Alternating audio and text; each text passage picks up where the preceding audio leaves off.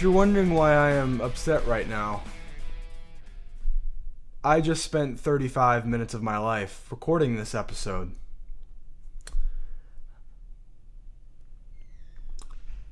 That was 5 minutes ago. And then I realized my mic was turned off.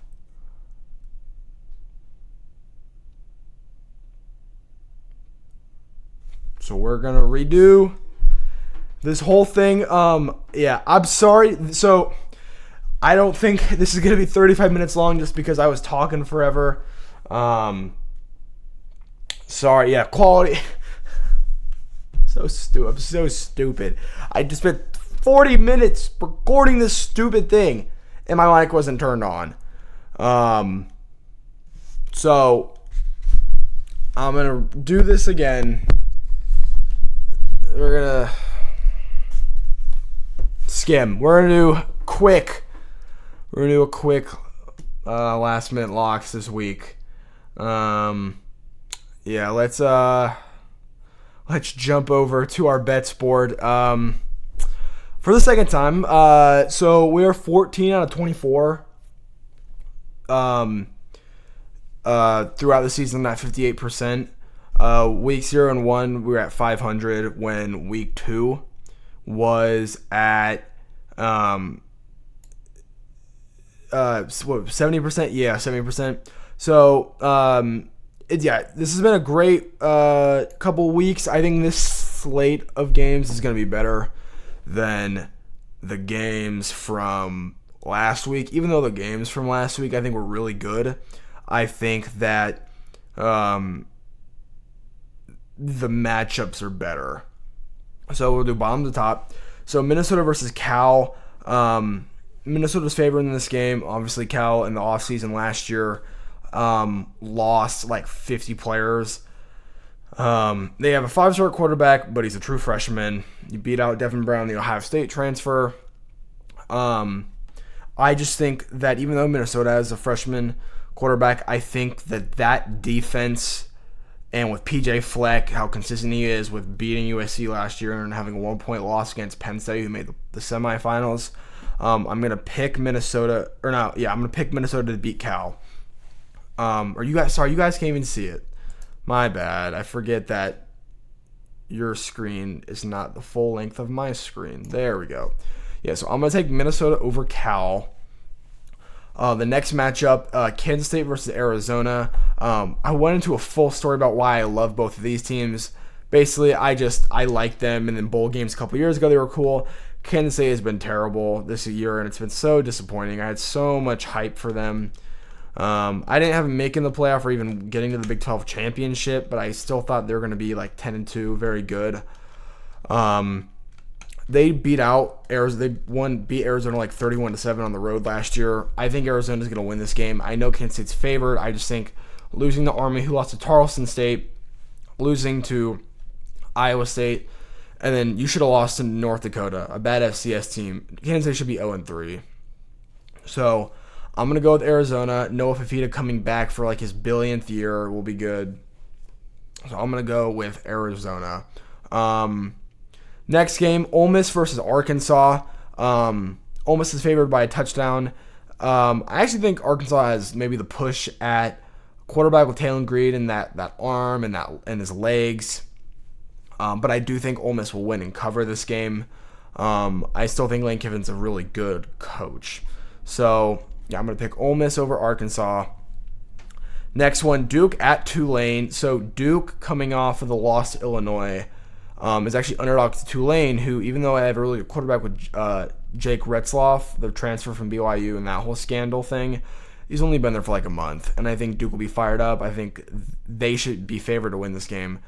I'm going to take Duke to pull off the upset against Tulane. So South Carolina and Vanderbilt. South Carolina is favored by 3.5 versus Vanderbilt. I think that this game's interesting because South Carolina is higher ranked and they have the spread, but they have a common opponent. They're going to have a head-to-head, obviously, after this week, but they have a common opponent with Virginia Tech. South Carolina played Virginia Tech at a home or neutral site, and Vanderbilt played them on the road. in Enter Sandman Stadium, whatever you want to call it. And Vanderbilt beat them so much better than how South Carolina beat them. I am going to go South Carolina. I think they have the better roster. I think South Carolina has a better quarterback. I think South Carolina is going to win this game. Okay, now we get into our top 5. I know we're kind of going over this. So our 5 big bets, we have number 18 USF at number 5 Miami. Miami is favored by a lot in this game. I do think that people are underestimating Miami. I think this is a game where Carson Beck can get back in the Heisman conversation. So I get the story with USF is cool. I think Florida's just overinflated because all of the SEC, like 75% of the SEC was in the preseason top 25 or like the week 2 top 25 or something. So, yeah. So I do think Miami's going to win this game. I think they're going to cover. I think they're going to win something like 48-21, 48-27, something like that. I think they're going to blow out USF. And I know Vegas doesn't want to predict games that go higher, but I really think that Miami is going to beat the hell out of USF. Okay, so Clemson, Georgia Tech. So Clemson obviously with that terrible performance against Troy. Georgia Tech has been looking amazing. Haynes King, who didn't play last week because of an injury. This could be like a Heisman type moment. Maybe with that injury, you won't put him back in there. I think Haynes King is one of the most electrifying college football players.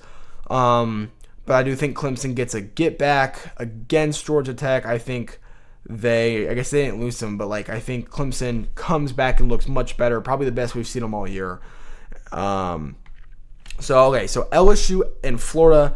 Florida now is unranked, but LSU is only minus 7.5 as the number 3 team in the country at home against an unranked opponent.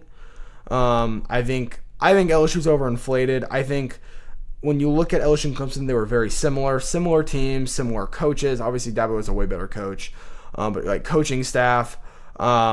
I think their quarterbacks are veteran. I think they have a really high floor, but not a very high ceiling. I think they're great college quarterbacks. I don't think Nussmeier or Klubnik are going to be great in the NFL. I'm going to take LSU. Sorry. I'm going to take LSU to cover, though.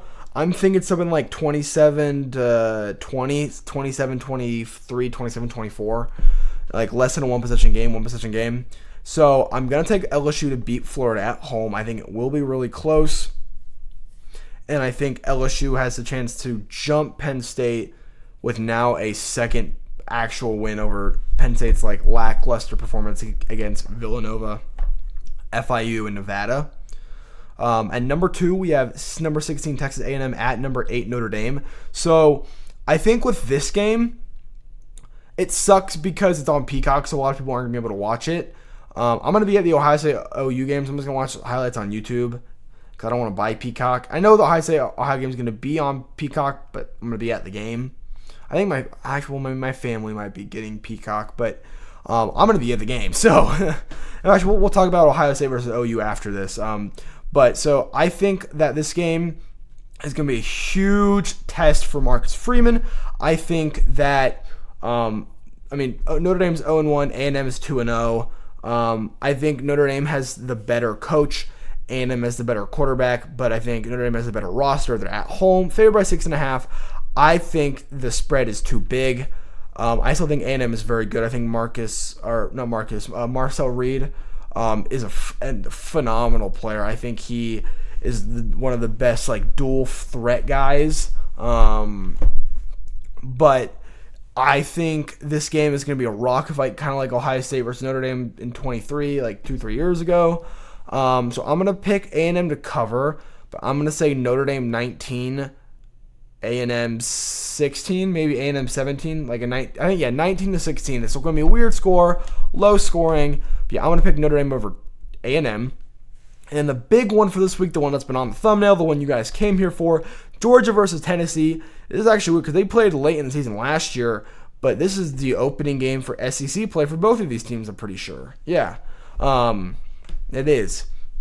So we will see. My thing with this game is Georgia's favored, but the ESPN matchup predictor has Tennessee favored. I just think that Joey Aguilar has never played a team like Georgia. He's never had pressure like this. He's never seen bodies like this on Georgia's defensive line and backfield. Even the atmosphere, even though it's a home game, I don't think Joey Aguilar has ever seen an atmosphere like this game. So, yeah, I'm gonna pick Georgia to win this game. I think this game is close in the fourth. I think it's like 20-16 late in the fourth. I think either Tennessee punts or there's a pick. So I'm going to say Georgia 27, Tennessee 16. I think Georgia shoots back up in the rankings after a horrible performance against Austin Peay where you're throwing like 40. Gunnar Stockton is throwing 41 passes and he had no touchdowns. I think he had a pick too. Maybe he didn't. I don't know. But yeah, I want to pick Georgia to win this game. I think they're going to cover, but I think it's going to be a close game. If you watch the game and the box score, it's going to be kind of like, oh, it was a blowout. So, yeah, so let me scroll over a little bit. So this is what I think. I think it's going to be Minnesota over Cal, Arizona versus over Kansas State, Ole Miss over Arkansas, Duke over Tulane, South Carolina over Virginia Tech, Miami blowing out USF, Clemson beating Georgia Tech, LSU beating Florida, Notre Dame beating A&M in a slugfest, and I think Georgia beating Tennessee. So I think we called two upsets. Yeah, the Duke game and then the Kansas State game. So we got Minnesota, Arizona, Ole Miss, Duke, South Carolina, Miami, Clemson, LSU, Notre Dame, and Georgia. So I know we skimmed over this. I just want to pass back to this segment. Took forever, and I'm sorry. Next week it will be fixed. Hopefully we don't have that problem ever again. That was terrible. So so last week we shot at 7 out of 10. If we go 10, or not 10 out of 10, if we go 7 out of 10 again for this week, our 58%, so 14 out of 24 would shoot up to 21 of 34, which would go from 58% to 62. So we're trying to get that percentage back up from kind of a slowish start. We haven't had a below 500 week, which has been very good. Hopefully we don't have one all season. But so I think we got two segments left. The one thing I want to talk about quickly is the Ohio State versus Ohio game. I'm going to bring it up on my computer. We'll go back over here in a second. Here. There we go. So if you can't see, it's kind of small. So Ohio State, it opened at 31.5, but it's kind of went down to 29.5, which I don't really know why. I think Ohio State's going to win this game. I think they're going to cover. I think Ohio State's going to cover this game. Vegas is predicting, if you look at the over-under and the spread, they're predicting Ohio State winning 39-10. That's what they're predicting, 39-10. Obviously, Parker Navarro has been very good. They have been a very good team. They lost to Rutgers, so obviously it's still a MAC team. They won the MAC last year over Miami of Ohio, I think. Yeah. And then they beat West Virginia at home last week. That was kind of their big win. So they're 1-1. We're 2-0. It's one of our only night games. They're doing the helmet stripe, which is going to be really cool. Watch out for Parker Navarro. I think he is good on his feet. He's their leading rusher. So I'm going to pick Ohio State to win this game 52-14. And I think offensive player of the game is going to be, I think it's going to be Jeremiah Smith. I think defensive player of the game will be, who do I think it's going to be? I'm going to say Edric Houston. I think Edric Houston had a really bad, not bad, but very not clean, messy start against Grambling last week. So I'm going to go Jeremiah Smith, and then I'm going to go Edric Houston. And I'm going to predict Ohio State to win this game 52-14. So the last little segment I'm going to get into before we go, I know it's kind of a shorter episode, is the hot seat. So every week before, maybe we'll do it on Sundays, but for right now, I want to do is who's the hottest coach in the country? Pause. But who has the hottest hot seat right now? And I'm looking at these games that we have, and last week it was Billy Napier, and I think for this week, I think it's Luke Fickell. Obviously at Ohio State, you know who he is. But I think Luke Fickell on the road at Alabama, 20-point underdogs. They might only win 2 or 3 games this year. He's been very disappointing at Wisconsin. This could be the year he gets fired. So if he beats one out of all the games he has of like Oregon, I don't think he plays Penn State, but like Oregon, Alabama, Oregon. So who do they play? Let me bring up their schedule because they play everybody. If they beat one of like Alabama, Ohio State, Oregon, here, let me see.